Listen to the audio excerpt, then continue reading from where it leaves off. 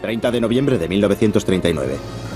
4 ejércitos soviéticos con 21 divisiones, más de 400.000 soldados, miles de tanques, aviones de guerra y artillería pesada cruzan la frontera finlandesa. La invasión es casi 3 veces superior a la llegada de los aliados en Normandía el 6 de junio de 1944.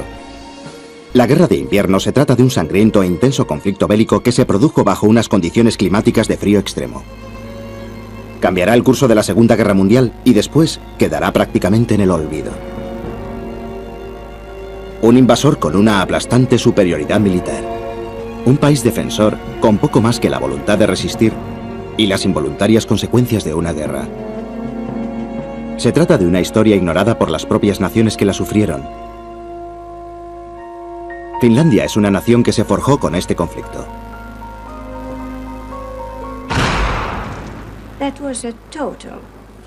Fue una lucha en toda regla, porque sentimos que ya no estábamos a salvo en ninguna parte y que nuestras vidas estaban en peligro y también nuestra independencia. Y si perdemos nuestra independencia, estamos perdidos. Fue un conflicto que llevó a un joven estadounidense a arriesgar su vida en una lucha por la libertad. No hay que rendirse nunca. Siempre hay que luchar por lo que es justo. Y así lo hicieron. Helsinki, la capital de Finlandia, tiene una población de más de 500.000 habitantes.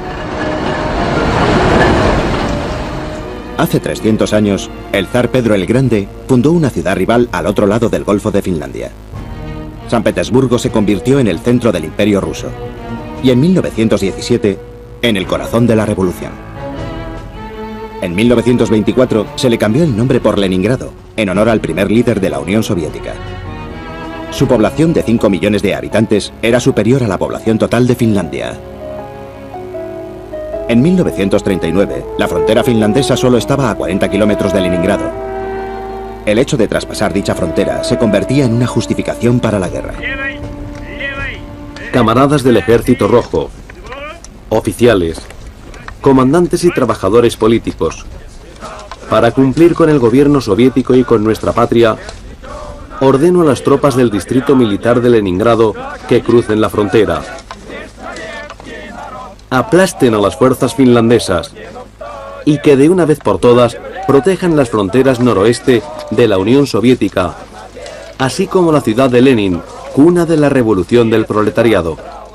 El líder soviético Joseph Stalin estaba seguro de obtener una rápida victoria. Muchos de sus militares estaban de acuerdo con él.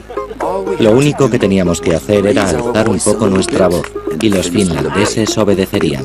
Si eso no funcionaba, dispararíamos una sola vez. Pondrían las manos en alto y se rendirían, o al menos eso pensábamos.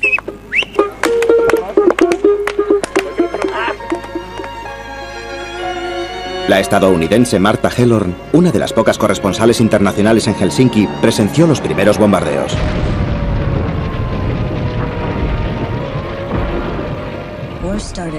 La guerra empezó a las 9 en punto. Los habitantes de Helsinki permanecieron en las calles y escucharon los terribles bombardeos y el ruido de las sirenas cada vez más intenso. Por primera vez en la historia escucharon cómo caían las bombas sobre la ciudad. Esta es la forma moderna de declarar la guerra. El Ejército Rojo avanzó rápidamente por todos los frentes. La defensa finlandesa estaba a punto de desmoronarse. Las grandes formaciones de tanques que usaban al principio tenían un efecto devastador sobre los finlandeses. Durante la instrucción militar nunca se habían enfrentado a ningún tanque y de repente si miraban por encima de sus trincheras veían 50 tanques que avanzaban hacia ellos con su violenta artillería.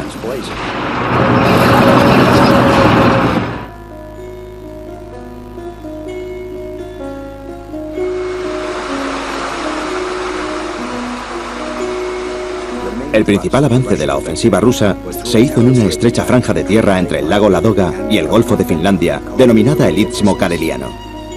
Karelia fue el hogar de infancia de Eva Kelpi, hasta que tuvo 11 años. Estaba en la costa de una pequeña isla, y si cierro los ojos, puedo imaginarme el lugar en verano. Los lilos y el camino hacia el sitio donde solíamos nadar cuando éramos niños. Y en Karelia siempre hacía sol y calor. Y por supuesto, éramos muy felices. Solía rezar mucho. Le pedía a Dios que impidiera la guerra. Y recuerdo que llevaba el temor de la guerra dentro de mi corazón de niña.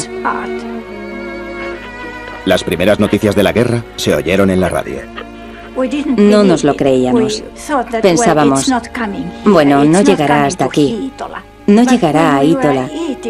Pero cuando estábamos empezando a comer, de repente, vimos que los aviones iban derechos hacia nuestra casa.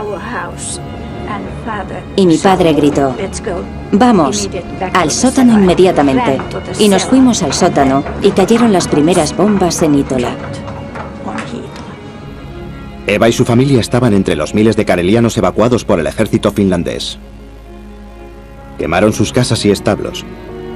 Les quitaron el ganado y las provisiones para evitar que el enemigo pudiera utilizarlos. Teníamos muchísimo miedo de que nos llevaran a Siberia. Todos los niños sabíamos que Siberia era una amenaza si perdíamos la guerra.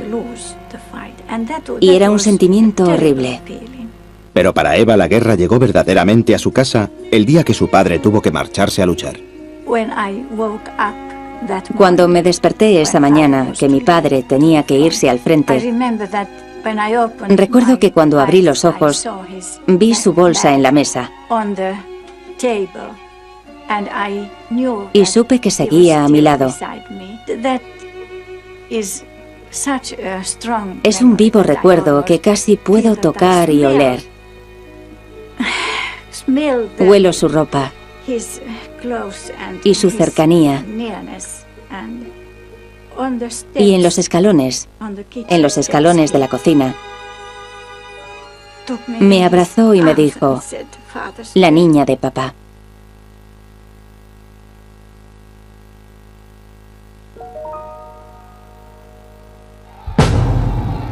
La invasión soviética estaba planeada como un aplastante ataque en toda la zona al mismo tiempo.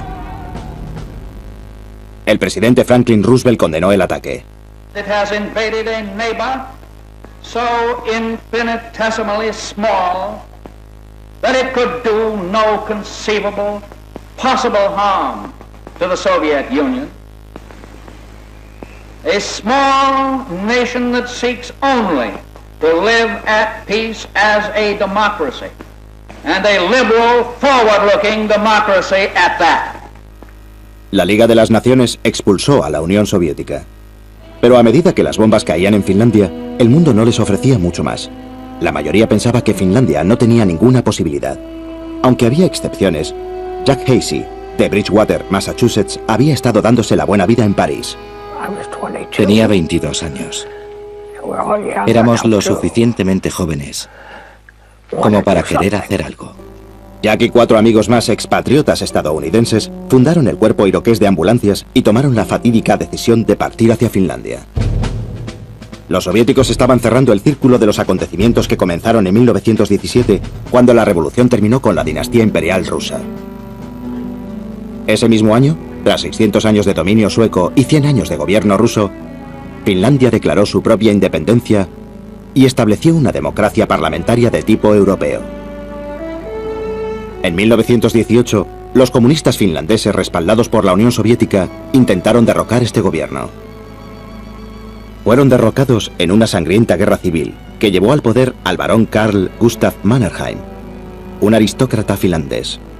Fue general del ejército imperial ruso. Sus tropas, con el apoyo de Alemania, derrotaron a los comunistas.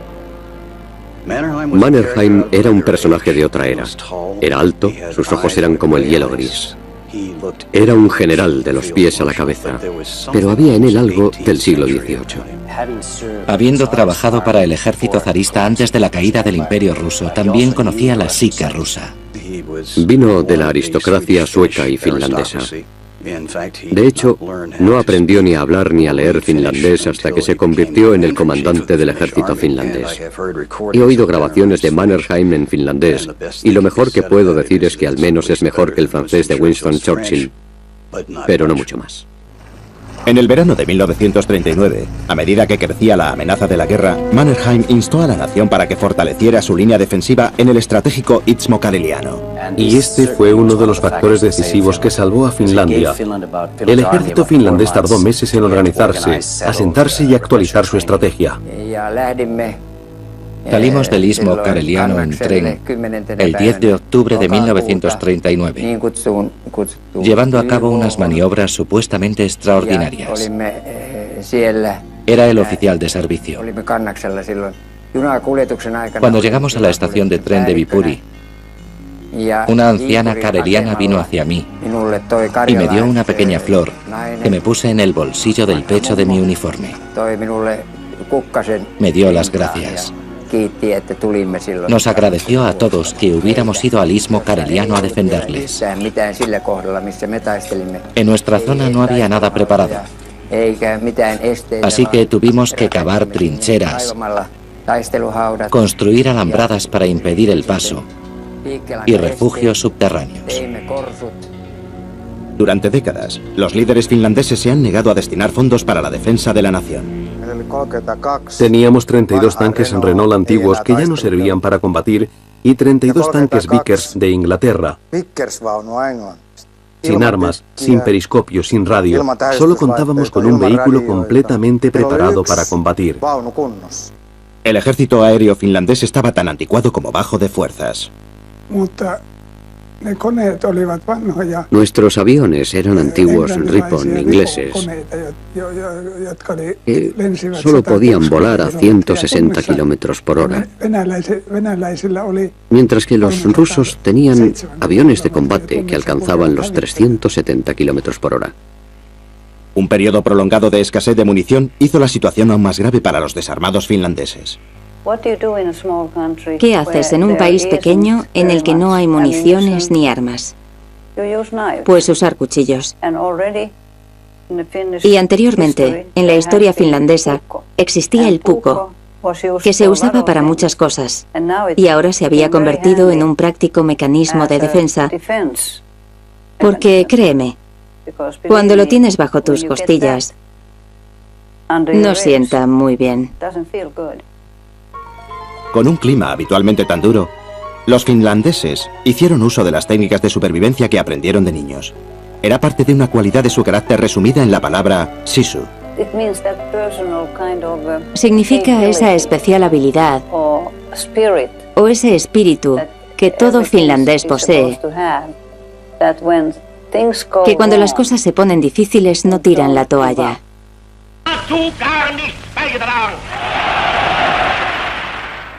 En agosto de 1939, el equilibrio del poder en Europa cambió repentinamente. La Rusia comunista y la Alemania nazi, enemigos ideológicos mortales, se convirtieron de pronto en aliados. El pacto Molotov-Ribbentrop fue la clave que hizo que la guerra fuera posible, porque le dio a Stalin vía libre en aquellas partes de Europa en las que el tratado le permitía avanzar. El 1 de septiembre, Alemania invadió Polonia desde el oeste, utilizando nuevas técnicas militares denominadas Blitzkrieg. El 17 de septiembre, las tropas soviéticas lanzaron un ataque similar desde el este. Los dos ejércitos se encontraron en el río Bug. En octubre, los soviéticos reclamaron y consiguieron concesiones para bases militares en Estonia, Letonia y Lituania. Finlandia eligió en último lugar. Podían ver que no era solo una guerra para cambiar las fronteras un par de kilómetros. Era una guerra en toda regla, en la que Stalin intentó ocupar y dominar Finlandia. Los finlandeses se negaron a aceptar nuestras condiciones, así que no les dejamos otra solución que definir el asunto mediante la guerra. El 28 de noviembre, la Unión Soviética quebrantó las relaciones diplomáticas. El 30 de noviembre, las tropas soviéticas cruzaron las fronteras finlandesas. El ejército finlandés, un total de 300.000 soldados, incluidos los reservas, se enfrentó al mayor ejército del mundo. Más de 2 millones de soldados y muchos millones más de reservas. La primera semana de lucha demostró el poder del blindaje soviético. Las tropas finlandesas tuvieron que retroceder. El estupor y el miedo acompañaron a la retirada y a la derrota. Buscaron la forma de contraatacar al ejército soviético. El jefe de nuestro pelotón nos informó de que estábamos a punto de recibir armas secretas que podían hacer volar por los aires a cualquier tanque enemigo. La promesa no tardó mucho tiempo en cumplirse. El cóctel Molotov es probablemente el arma menos costosa y más famosa del siglo XX, y se llamó así en honor al ministro de Asuntos Exteriores de Stalin, Molotov. Si te incorporabas detrás del tanque y arrojabas una botella de gasolina inflamable en los conductos del aire, el motor absorbía la gasolina inflamable. El depósito del tanque explotaría y por el precio de 2,5 litros de gas podías destruir el tanque del enemigo. La segunda arma que tuvimos para enfrentarnos a los tanques fueron las cargas Satchel, pero con ellas tenías que acercarte aún más al tanque porque eran bastante pesadas y no podías arrojarlas más allá de 10 o 15 metros. Era una táctica defensiva irracional. La tercera técnica de combate contra los tanques utilizada requería aún más valentía y era aún más irracional. Consistía en atascar con el tronco de un árbol las bandas de rodadura del tanque.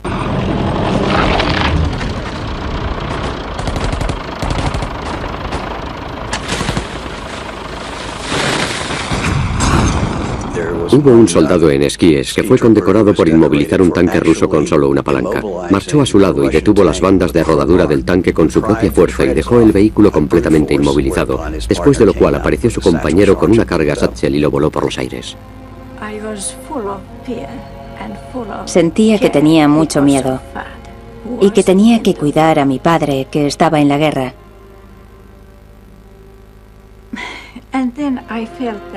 Y entonces sentí que al mismo tiempo tenía que estar preocupada siempre, porque eso a su vez reconfortaba a otros hombres. Nos llamaban el frente casero.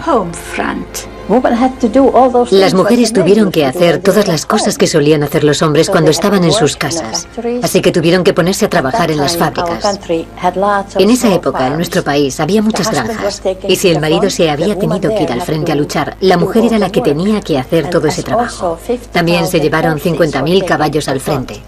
No podían hacerlo sin los caballos, así que se los llevaron de muchos hogares, y las mujeres tuvieron que trabajar casi como caballos. Mi abuela y yo formábamos parte de una organización femenina llamada Lotta Svart, llamada así por un poema de una de las guerras en las que lucharon los finlandeses. Lotta Svart era el nombre de la mujer que cuidó a los soldados. Lotta Svart reunió a 100.000 mujeres para defender su patria. Las mujeres tejían todo tipo de cosas para los soldados, con lo que llamamos pupu. Solo se les veían los ojos y la boca. También tejíamos esos horribles guantes en los que había un agujero en el dedo índice, que era, por supuesto, para apretar el gatillo.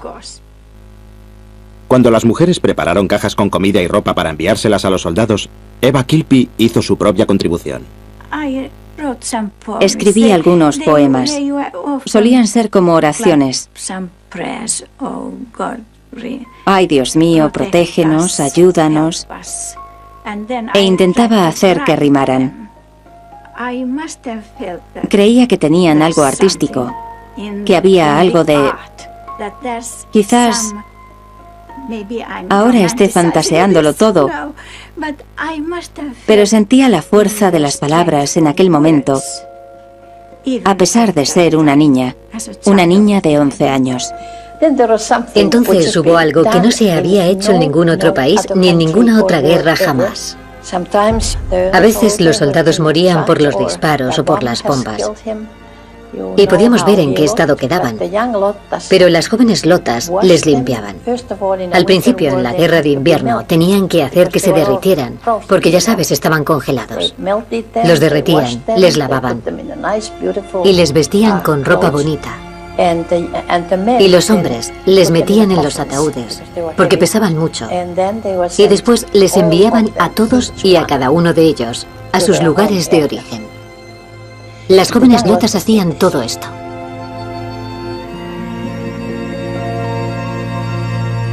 En la actualidad, se tardan unos 10 minutos en cruzar el río Taipali.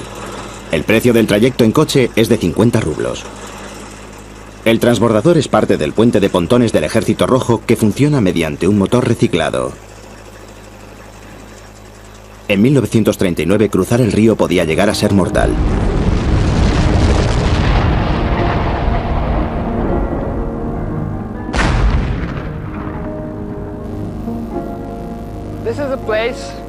Este es el lugar por el que las tropas soviéticas cruzaron el río Taipalejoki y crearon una cabeza de puente.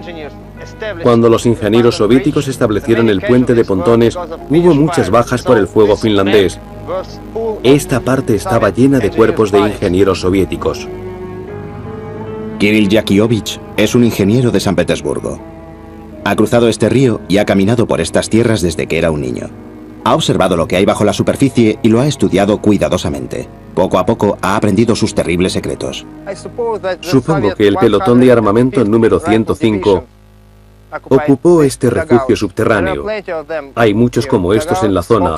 Hay hoyos hechos por los zorros que los soldados soviéticos siguieron escarbando. Atacaron campo a través.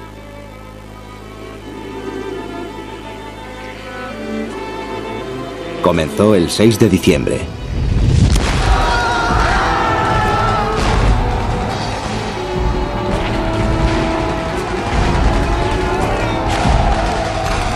Fueron ataques frontales una y otra vez, sucesivamente contra las fuertes líneas defensivas finlandesas. Batallones enteros fueron arrasados. Hacia el 17 de diciembre, 3 pelotones rusos fracasaron al intentar sobrepasar la defensa finlandesa en Taipale.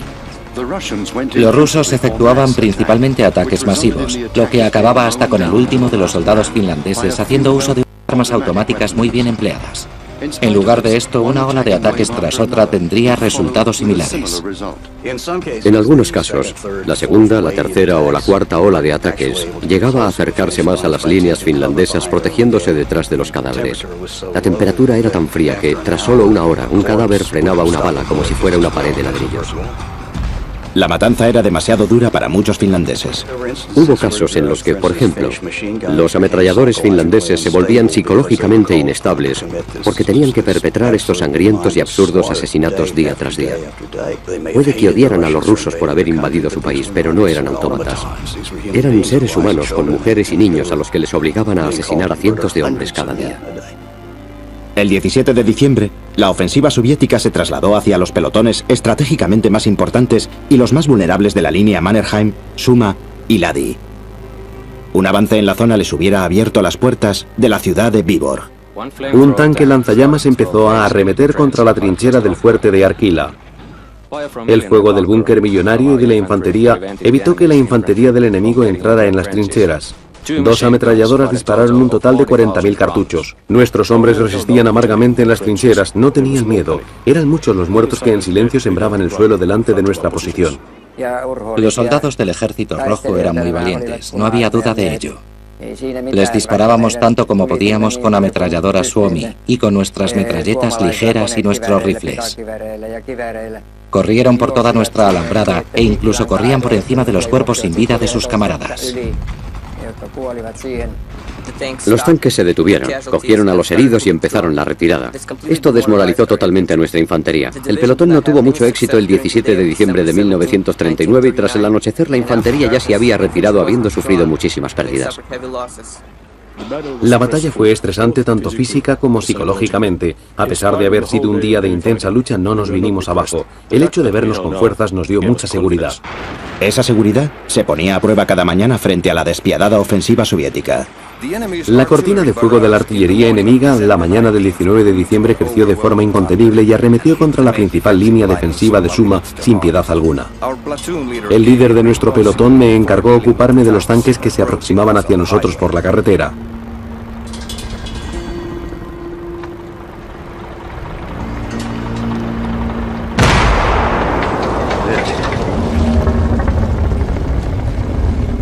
No había signos de vida en el interior del tanque. Tras nuestra pequeña contribución a la lucha ese día, el día más duro de todos los de la guerra había llegado a su fin.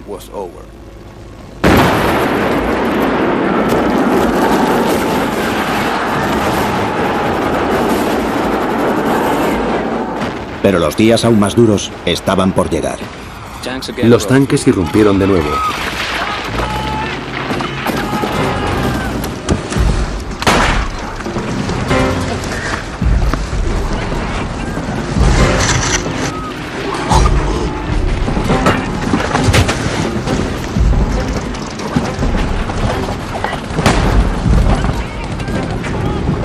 Por la tarde contraatacamos.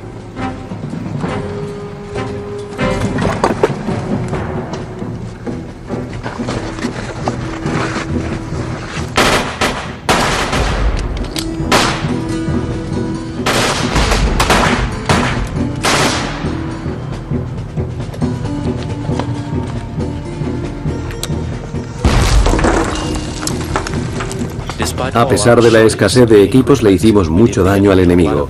Había hombres en nuestro batallón para los que la destrucción de los tanques era una tarea cotidiana. El 21 de diciembre de 1939, Stalin cumplía 60 años. Sus generales le habían prometido como regalo la conquista de Finlandia. En lugar de esto, le trajeron trenes cargados de muertos y heridos. Y muchas más malas noticias del frente de batalla. Vi uno de los campos y a nuestros hombres muertos en el suelo como si fueran briznas de hierba. Al día siguiente no atacamos. Las bajas eran tan elevadas que el ataque se canceló. La ofensiva contra Suma y Taipali durante el mes de diciembre había diezmado 7 pelotones de infantería soviéticos. Los restos de 250 tanques sembraron todo el campo de batalla. Fue una sensacional victoria de la defensa finlandesa. Mediados de diciembre, el invierno se vuelve más crudo y las temperaturas disminuyen aún más. El invierno de 1939 fue uno de los más fríos de la historia, con constantes temperaturas bajo cero. Las temperaturas de menos 40 y menos 50 grados bajo cero eran algo común. Luchábamos en nuestro país y en un entorno que nos era familiar. Todos los finlandeses sabían esquiar y moverse en la profundidad de los bosques en condiciones extremas, entre las que se incluye el frío extremo. Los finlandeses se podían camuflar en la nieve, los rusos no. Las tropas del Ejército Rojo permanecieron allí a la vista de todos. Enseguida se les veía. Tan a menudo como era posible, los finlandeses intentaban turnar a sus hombres para que las tropas de primera línea al menos pudieran entrar en calor durante unas horas y tomar algo caliente. Si vas a luchar en un lugar así, tienes que seguir una dieta muy rica en proteínas y grasas. Los finlandeses pudieron hacerlo, pero los rusos solo tomaban pan negro y té. A 40 grados bajo cero, un plato caliente de comida es la diferencia entre la vida y la muerte. A mediados de diciembre, el frío y el hambre fueron los factores decisivos en una batalla que los finlandeses llamaron la Guerra de la Salchicha. Al avanzar a través de la nieve y del hielo, un batallón ruso pasó desapercibido a las líneas finlandesas. Todo fue muy repentino. El avance ruso se hizo por la parte de atrás. Esta fue la gran oportunidad de los rusos. Habían avanzado, se encontraban detrás de las líneas finlandesas. Si hubieran continuado su marcha, hubieran acabado con toda la línea defensiva finlandesa, pero lo que les detuvo fueron las cocinas de campo. Las cocinas finlandesas tenían la suficiente sopa de salchicha como para alimentar a los 200 hombres de ese pelotón. Cuando les llegó el olor de la sopa de salchicha, se olvidaron pronto de la ofensiva. Haciendo caso omiso de sus superiores, los rusos se dirigieron hacia las cocinas de campo. Luchamos en la Guerra de la Salchicha. La batalla duró toda la noche y no se veía nada. Simplemente disparábamos a los destellos de los tiros. Ni siquiera sabíamos a quién estábamos disparando. Y esto fue lo que les dio tiempo a los finlandeses para reagruparse, contraatacar y prácticamente aplastarles.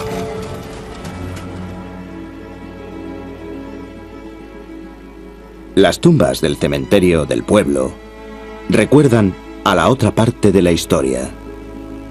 El pelotón de élite ucraniano número 44.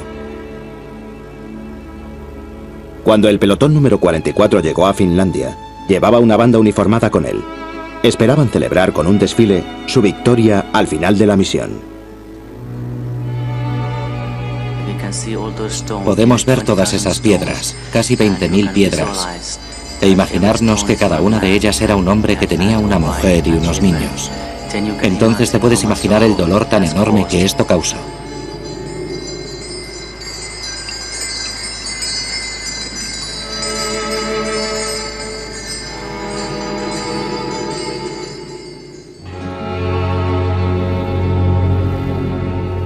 El pelotón número 44 llegó a Finlandia por la carretera Raat a mediados de diciembre.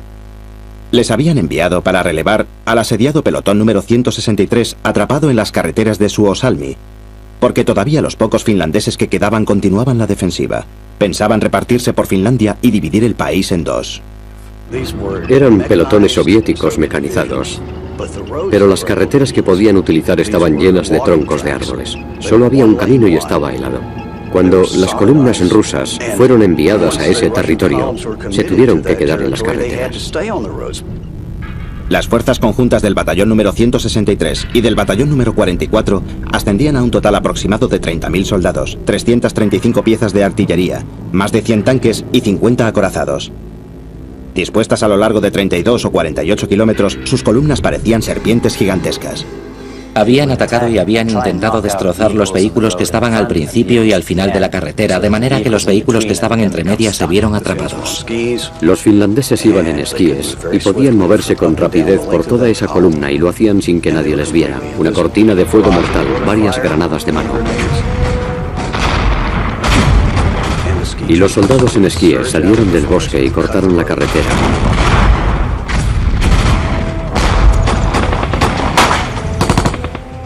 Y después desaparecieron por el lado contrario. Y tras ellos vinieron los ingenieros de combate que aumentaron la brecha y la fortificaron para aislar un segmento de la columna rusa del otro. Aislaron a las unidades y las redujeron en lo que denominaron motis. Un moti es una medida de madera en Finlandia. Cuando cortas madera y la amontonas, lo miden en motis, y eso es lo que hicieron, dividieron así a las unidades. Una vez que las columnas soviéticas estaban divididas en motis, eran custodiadas por francotiradores.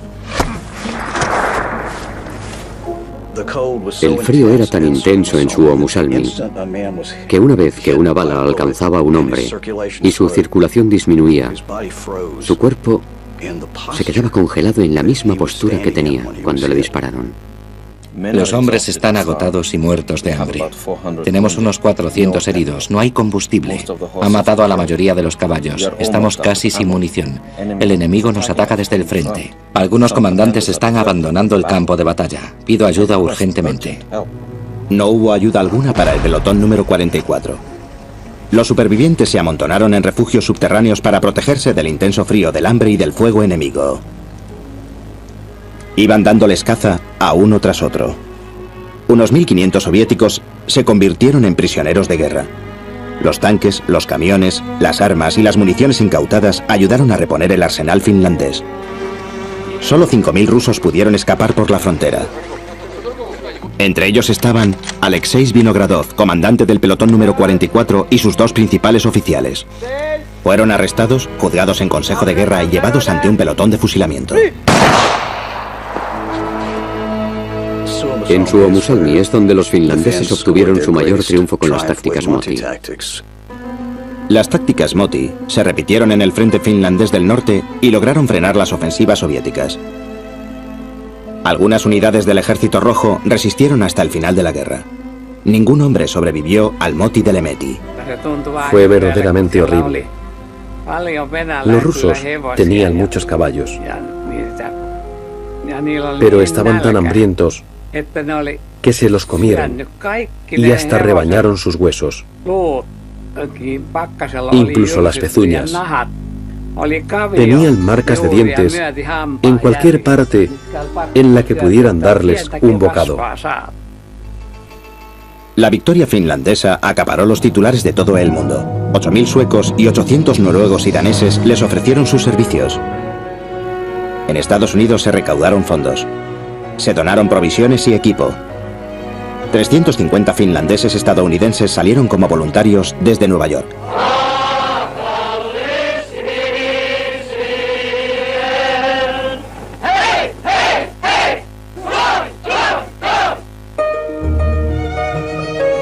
A comienzos de enero, tras un mes de viaje, el estadounidense Jack Hasey y su cuerpo iroqués de ambulancias llegaron finalmente a Finlandia. Inmediatamente les enviaron al norte, a la profundidad de los bosques. Cada vez que él y su equipo rescataban a los heridos y los llevaban a los hospitales militares, se enfrentaban al constante peligro del ataque enemigo y del fuego cruzado. Un día, un compañero de Jack hizo una inscripción en un árbol. Cuando traía a heridos rusos al hospital, observaba los terribles sentimientos de la gente. Rusos, rusos, rusos. Odiaban a los rusos. Presenció comandos finlandeses en esquíes con un medio de expresión más letal. Casey describe lo que recuerda de su obra. Se ha convertido en una leyenda de la guerra de invierno. Una extraña escena sigue viva en mí. Había una patrulla rusa en el lado de la carretera. Estaban tiesos y congelados en la nieve. Había un oficial ruso tras ellos con la pistola en la mano. Todos tenían cortada la yugular. La pistola del oficial estaba cargada y no había efectuado ni un solo disparo. El grupo de Jack llegó a ser conocido como el Batallón Yankee Perdido. Un reportero estadounidense les siguió y les grabó para realizar una especie de documental que se iba a estrenar en los cines de Estados Unidos. En enero, las luchas esporádicas continuaron en todos los frentes, pero después de un mes seguido de guerra, las principales operaciones del Ejército Rojo cesaron. Enero fue como un momento de calma. Ambas partes se estaban reagrupando. Era el momento de reponer existencias. Los ataques enemigos en diciembre podrían compararse con una orquesta mal dirigida en la que los instrumentos entraran a destiempo. Nos habíamos enfrentado a un pelotón tras otro, pero la cooperación entre nosotros seguía siendo mala. En la década de 1930, Stalin dirigió una campaña de terror contra lo que él consideraba enemigos de Estado. Esto acabaría con el cuerpo oficial de profesionales del Ejército Rojo. Miles de oficiales fueron arrestados y ejecutados, incluyendo el 90% de sus generales y el 80% de sus coroneles. Fueron sustituidos por soldados con menor experiencia, junto con un cuadro de oficiales políticos.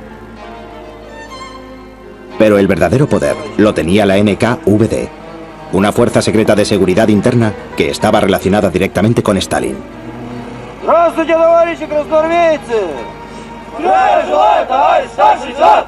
Se metían en todo y tenían el derecho y la autoridad de ir a todas partes y de tomar medidas drásticas de cualquier tipo, como disparar al general o disparar al que fuera. Los archivos militares del Estado soviético documentan el destino del batallón de tanques número 76 y de la brigada de tanques ligeros número 34 atrapados en un moti en Lemeti. En enero de 1940, Riazanov, el comandante capitán del batallón, comenzó a planear la fuga. Pero el oficial de batallón de la NKVD se opuso. Dijo que Riazanov era un cobarde. Riazanov le contestó: "Yo soy el que está al mando. Yo doy las órdenes". Solo 19 hombres de ese batallón sobrevivieron a la guerra. Para Stalin la situación era desesperante porque estaba preocupado por Hitler, incluso a pesar del tratado. De algún modo tenía que lograr aplastar a los finlandeses en esa guerra.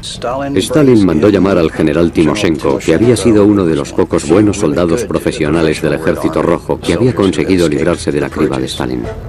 Timoshenko aumentó sus fuerzas para llevar a cabo una nueva ofensiva masiva con 45 pelotones, casi 1 millón de soldados, más de 3.000 piezas de artillería, 2.000 tanques y cientos de aviones de combate y bombarderos. Y modificó la estrategia. Ahora dirigía a todas sus fuerzas contra el punto clave de Finlandia, Finlandia del Sur, el istmo kareliano. El capitán Mannerheim siguió de cerca el rearme soviético y entendió que pasaría lo inevitable. Cuando organizó a sus últimos reservas, Mannerheim sacó fuerzas de la característica principal de la nación. La nación permaneció unida como si fuera un único hombre enfrentándose al enemigo con la calma y la determinación necesarias como para tener que seguir luchando.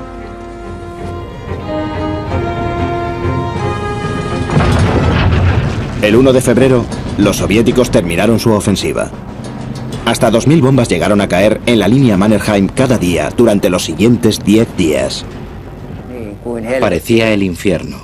Tierno. Por supuesto no he estado allí, pero me puedo imaginar que no hay nada peor que eso. El 11 de febrero, hasta 250.000 bombas cayeron en la línea. Fue la mayor cortina de fuego desde la batalla de Verdún en la Primera Guerra Mundial. Las 8:35.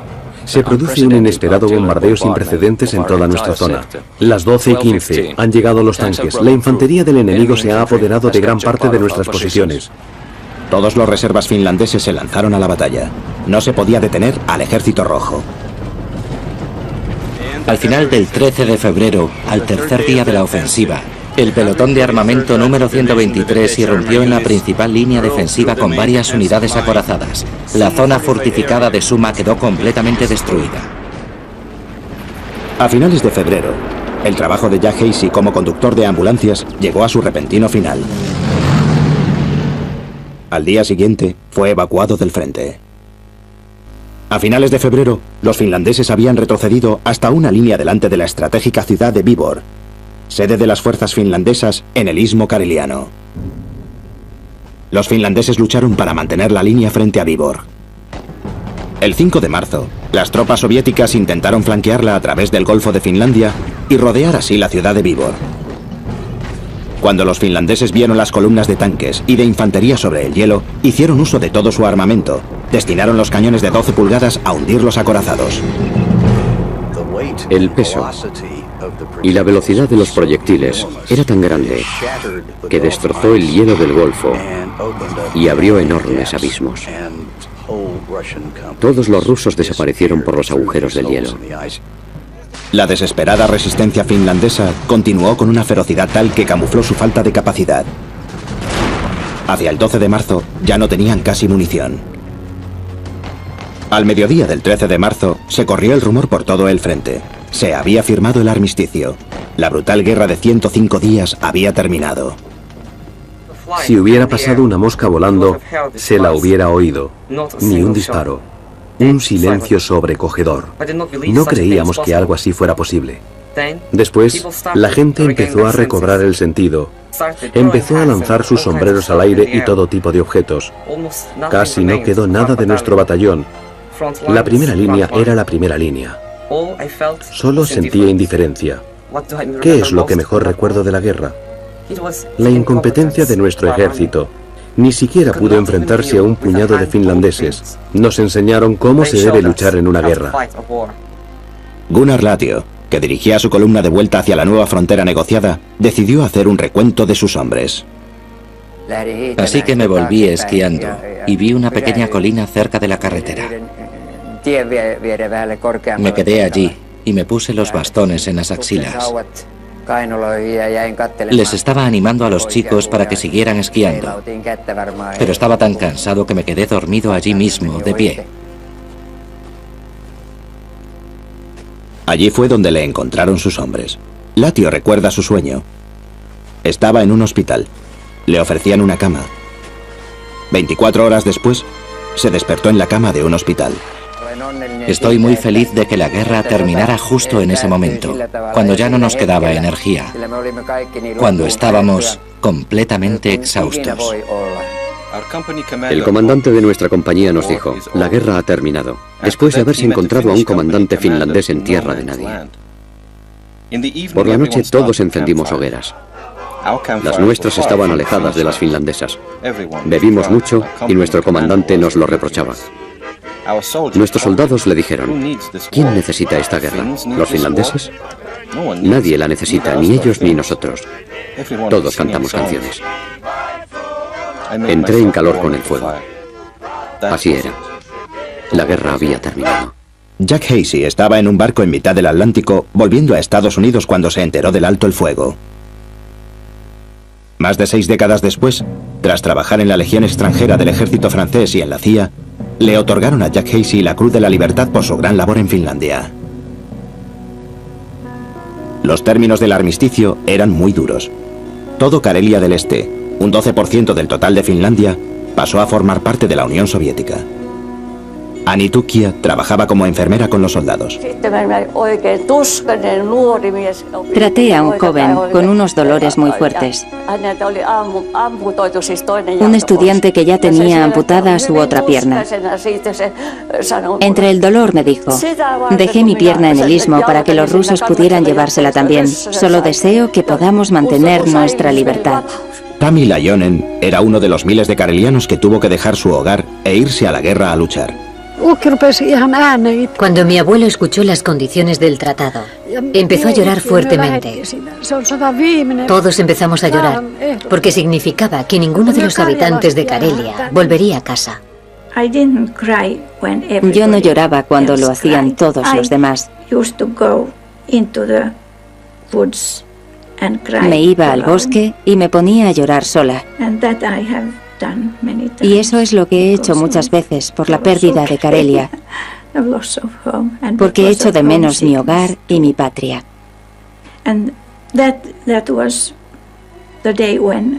Y desde ese día, el amor que siento por mi patria ha hecho mella en mí. Y sigo sintiéndolo con la misma intensidad. En los días siguientes, 422.000 calelianos se negaron a convertirse en ciudadanos soviéticos, dejando atrás sus casas y sus posesiones y cruzando la frontera de vuelta hacia Finlandia. Había refugiados en todas partes. Familias enteras que intentaban meter las pertenencias familiares de varias generaciones en carros o en trineos. Teníamos 3 días para sacar nuestras cosas de Itola. Y mi madre y mi abuela se fueron a Itola. Mi madre se encontró con mi padre en mitad de la noche, bajo un cielo lleno de estrellas, en el patio de casa. Mientras que el invierno daba paso a la primavera, los finlandeses tuvieron que hacerse cargo de una responsabilidad un tanto desagradable. En Suomussalmi, a lo largo de 20 kilómetros de la carretera Raat, la nieve y el hielo derretidos descubrieron los cuerpos de miles de soldados soviéticos. En la primavera de 1940, los soldados finlandeses enterraron a los soldados rusos muertos y a sus caballos, porque llegaba el verano y era muy difícil caminar por la zona en aquella época del año, porque había muchas moscas y el olor era horrible. Raino Kurti era un soldado de 21 años al que le encomendaron encargarse de los entierros. Tengo que decir que me hubiera sentido realmente mal si se hubiera tratado de nuestros hombres, pero eran soldados enemigos. Y en aquella época no se honraba al enemigo, ni vivo ni muerto. Tampoco le rindieron ningún homenaje los líderes soviéticos. Solo se enviaron a Rusia 350 cuerpos, porque los rusos ganaron la guerra y dijeron que solo habían muerto 350 soldados en Finlandia y se quedaron con sus cuerpos. El resto de soldados siguen enterrados en tumbas colectivas en la carretera Raat sin ser identificados por la nación que les envió a la guerra. Cuando Nikita Khrushchev sucedió a Stalin como líder de la Unión Soviética tras su muerte, empezó a realizar un recuento más realista de las bajas soviéticas. Afirmó que 1 millón de soldados soviéticos había muerto durante los 3 meses que duró la guerra de invierno. Desde entonces, algunos historiadores han puesto los números de Khrushchev en entredicho, pero pocos han puesto en duda sus conclusiones. La guerra de invierno tuvo consecuencias inimaginables. Una victoria con tales pérdidas se puede considerar como una derrota moral. Nuestra nación nunca supo que habíamos sufrido una derrota moral porque nunca nos dijeron la verdad. Todos nosotros, y principalmente Stalin, percibimos en nuestra victoria la derrota de los finlandeses. Fue una peligrosa derrota porque alentó la convicción de nuestros enemigos de que la Unión Soviética era un coloso con los pies de barro. En definitiva, nuestra miserable conducta en la campaña finlandesa animó a Hitler en sus planes de Blitzkrieg en su operación Barbarroja. La creencia de Stalin de que Leningrado se veía amenazada por Finlandia resultó ser completamente errónea, porque la verdadera amenaza llegó con los pelotones Wehrmacht, que llegaban desde Polonia, y con los estados del Báltico. Es bastante posible que Stalin no hubiera aprendido la lección de la guerra de invierno, que su ejército sería más pobre cuando Hitler les atacara y que Hitler probablemente pensara en conquistar Moscú. Desde la caída de la Unión Soviética, se ha vuelto a examinar la gravedad de este conflicto. Fue en 1988 cuando los rusos dijeron que ellos provocaron la guerra de invierno. Y antes decían que fueron los finlandeses los que empezaron dicha guerra. La mayor parte del pueblo ruso no sabe nada sobre la guerra de invierno. Son páginas en blanco en su propia historia. Más de 6 décadas después, incluso tras la caída de la Unión Soviética, cuando todas las naciones bálticas han recuperado su independencia, Karelia del Este y su antigua capital, Vybor, siguen perteneciendo a Rusia. Sigo esperando que nos devuelvan Karelia, para que pueda llevar a mis nietos allí y enseñarles mi lugar de origen y decirles que durante un tiempo le perteneció al país vecino, pero que otra vez es nuestro. Y esto es lo que sigo esperando. La guerra de invierno cambió el pensamiento de aquellos que la vivieron y de los que la han estudiado. No hay que fiarse mucho de la tecnología. La tecnología es importante, la fuerza del material es importante, pero la destreza, cómo manejes tu propio equipo es mucho más importante. Y por último, la voluntad. Si no tienes voluntad para luchar, el resto no importa. Los finlandeses han demostrado en 2 guerras que una nación unida, por pequeña que sea, puede desarrollar un poder bélico sin precedentes y resistir los contratiempos más terribles que el futuro pueda imponerle. Al cerrar filas en el momento del peligro, los finlandeses se ganaron el derecho de seguir viviendo de forma independiente, en familia, como personas libres.